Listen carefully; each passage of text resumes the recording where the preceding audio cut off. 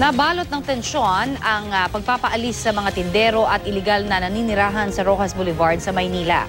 Araw-araw daw magsasagawa ng clearing operation sa mga tauhan ng Manila City Hall hanggat hindi tuluyang umaalis ang mga vendor at street dweller. Balitang hatid ni Isay Reyes. Nauwi sa sakitan ng dapat sana'y mapayapang operasyon para paalisin ang mga natutulog at nagbebenta sa Baywalk kagabi. Si Alan Tiamco halos mahubaran sa pagmamakaawa sa mga tauhan ng Department of Public Service o DPS ng Manila City Hall habang ang anak niya makikitang sumusunod-sunod lamang sa kanya. Habang nagkakagulo, may narinig na putok ng baril. Binanatan ako, ang daming bumana sa akin dito. Ayan o, mamo. Oh. Ayan o.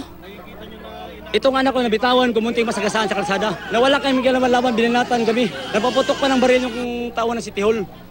Ang iba, hindi na napigilan ng galit dahil sa pangyayari. Ito po yung sumipa po sa akin. Sir, ito po yung sumipa sa akin. Ito po sumipa sa akin, sir. Parang hayop to rin sa amin, parang hayop. Gusto pa nila akong bugbugin.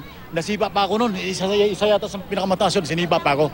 Halos ganito rin ang eksena kahapon nang alisin ang lahat ng mga vendors at street dwellers sa kahabaan ng Rojas Boulevard. Pinagbabakla sa mga tindahan na bahay na rin ng mga nananatili sa lugar. Iyon nga lang, tila mas marahas ang ilang pangyayari kagabi. Mistulang refugee camp po ito eh.